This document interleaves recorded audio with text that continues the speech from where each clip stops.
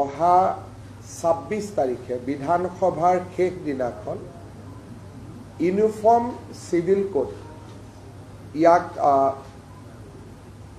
সদনত উপস্থাপন কৰিবলৈ সিদ্ধান্ত গ্ৰহণ কৰে।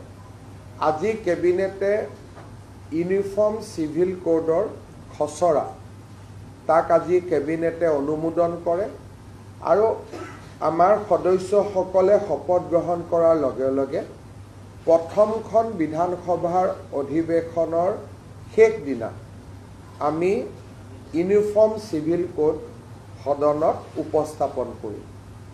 আজি কেবিনেটে পাছ কৰা খচৰা অনুসৰি এই ইউনিফৰ্ম সিভিল কোডৰ পৰা জনজাতীয় লোকসকলক both hills and tribe plains জনজাতীয় লোকসকলক ইউচিচিৰ আওতাৰ পৰা বাহিৰত ৰখা হ'ব আৰু এই ইউচিচিখনে কোনো ধৰণৰ ধৰ্মীয় ৰীতি নীতি কাষ্টমছ ট্ৰেডিশ্যন এইকেইটাকো ইউচিচিৰ আওতাৰ পৰা সম্পূৰ্ণ বাহিৰত ৰখা হৈছে।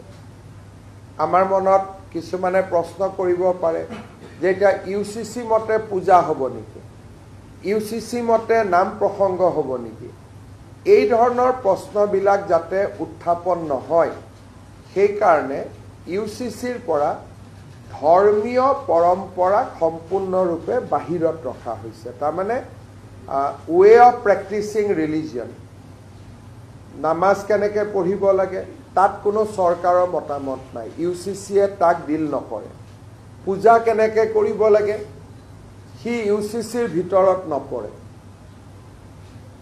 চক্ৰং বিয়া কেনেকৈ পাতিব লাগে, শিখৰ বিয়া কেনেকৈ পাতিব লাগে, এই কথাবিলাক ইউচিচিত নাহে। ইউচিচিত মাত্ৰ 4টা বিষয় আহিব। বিয়াৰ বাবে ন্যূনতম বয়স নিৰ্ধাৰণ হ'ব, পলিগেমি নাথাকিব, সম্পত্তিৰ অধিকাৰৰ ওপৰত থাকিব যে ছোৱালীয়েও সম্পূৰ্ণ অধিকাৰ পাব পাৰিব, লিভ ইন ৰিলেশ্যনশ্বিপৰ ওপৰত থাকিব।